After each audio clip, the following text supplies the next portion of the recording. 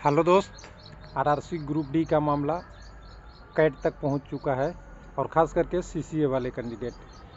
CCA से दो चीज़ है, सीसीए को जॉब चाहिए और ओबीसी एससी को आरक्षण चाहिए। मुद्दा यही अब बनते जा रहा है और रेलवे ने जो किया है वो सबको फंसा के रख दिया है, नॉर्मल कैंडिडेट को भी। और कुछ लोग कह रहे हैं कि यूआर का कुछ नहीं होगा, तो यूआर का डायरेक्ट नहीं हो रहा है, लेकिन यूआर का कट ऑफ कितना बढ़ रहा है आपको पता है? खास करके ओबीसी एससी कैंडिडेटों का नहीं सिलेक्शन होने के कारण जो सीसीए को 2, 3, 5 या 10 नंबर पे सिलेक्शन हो रहा है। कुछ लोग ये भी लॉजिक दे रहे हैं कि सीसीए को रेलवे ये लेना चाहता है कि एक बार ये जॉब चले गए तो लाइफ टाइम नहीं छोड़ेंगे। तो रेलवे को तो ऐसा चाहिए नहीं, उन्हें तो 5 साल करने वाला अग्निवीर जॉब चाहिए। तो रेलवे क्यों ऐसा करेगा जो सीसीए को प्रीफरेंस देगा? लेकिन जो रूल है, कानून है, उस कानून के हिसाब से, जो रूल के हिसाब से रेलवे बाउंडेड है कि 20% सीसीए को आरक्षण देना है। लेकिन अब कहा जा रहा है, कुछ वकील ने कोर्ट में फैसले डाले हैं, कैट कोर्स में कह रहे हैं कि दोबारा से फॉर्म अप्लाई कराएंगे या आपका डेट बढ़ा देंगे। डेट क्या बढ़ा देंगे? 2022 तक भी आप पास आउट हैं तो 2019 की वैकेंसी में अप्लाई कर सकते हैं। यानी अगर 2019 के बेस में अप्लाई कर सकते हैं तो क्या अभी जो 2019 में अप्लाई किए थे बाकी नॉर्मल कैंडिडेट, वो भी 2022 तक के अप्लाई करेंगे? या किसी का आईटीआई की रुक गया था, किसी का कुछ रुक गया था, या किसी का 10वीं पास 2022 तक हुआ, उनको भी अप्लाई कर दीजिए। उनके भी सेशन लेट हुए, कोविड के कारण डिटेल नहीं हुआ, बहुत सारी चीज़ें हैं। लेकिन यहाँ पे टेक्निकली ये है कि कुल मिला के वकील साहब द्वारा लोगों से पैसा ठगा जा रहा है। अब टेक्निकली अब सीसीए में कुछ बचा नहीं है, जो होना है वो हो गया है। लेकिन एक चीज़ बचा हुआ है, उसके बारे में मैं बता दूं कि सीसीए की जो बची हुई पोस्ट है वो कैरी फॉरवर्ड तो होता नहीं है।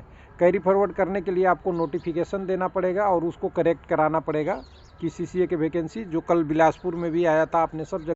तो सीसीए को 20% हॉरिजेंटल रिजर्वेशन की बात है और एक सर्विसमैन की हॉरिजेंटल रिजर्वेशन है। इस नोटिस को आरबीई को बढ़िया से कोई पढ़ ले थोड़ा ध्यान से।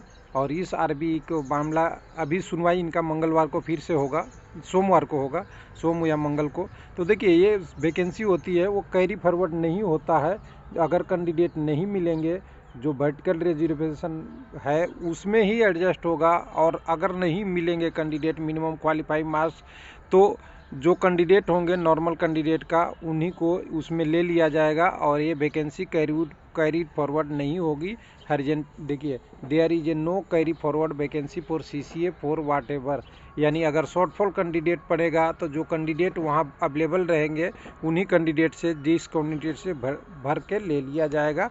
तो यहाँ पे अब देखिए, जितने भी कैंडिडेट क्वालिफाई कर गए हैं उनको तो जॉब मिल रहा है, करीब करीब वो 10,000 के आसपास है, 10,000 से भी कम है, वो 8,000 कुछ कह सकते हैं। पूरे आरआरसी में 8,000 प्लस कैंडिडेट है, उनको तो जॉब मिल रहा है अगर वो डॉक्यूमेंट वेरिफिकेशन और मेडिकल एग्जामिनेशन सक्सेसफुल कर देते हैं।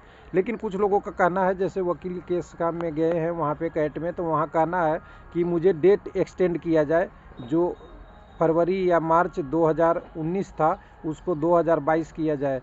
तो हो सकता है 2022 हो तो पूरी वैकेंसी कैंसिल हो जाए, और वैकेंसी कैंसिल हो जाए या लोगों को सीसीए का जो पोस्ट मिल रहा है उतना ही पे दिया जाए। यानी डिमांड लोगों का उल्टा पुल्टा है, टेक्निकली सही नहीं है कि 2019 की वैकेंसी की कंप्लीशन सर्टिफिकेट 2022 दे दिया जाए। हाँ, हालांकि लोगों का कहना है कि सीसीए का जो रेलवे ने डिले किया है सर्टिफिकेट देने में, इशू करने में, उसको सही किया जाए। तो ये टेक्निकली ग्राउंड पे आप वहाँ लड़ सकते थे, लेकिन इस नोटिफिकेशन में आप नहीं लड़ सकते कि रेलवे ने 1 साल के कोर्स को 2 साल में किया, 3 साल में किया या 10 साल में किया। ये इशू नहीं बन सकता नोटिफिकेशन में। नोटिफिकेशन में यही वहाँ नोटिफिकेशन में यही बनता था कि जो देना था वो दे दिया, 1/3 मार्क्स दे दिया आपको, पीटी में एग्जाम्प्टेड दे दिया, जो टेक्निकली ग्राउंड पे सही भी है कि इन्होंने ये काम किया है। लेकिन अब उसके अलावा भी डिमांड बढ़ती जा रही है कुल मिला के।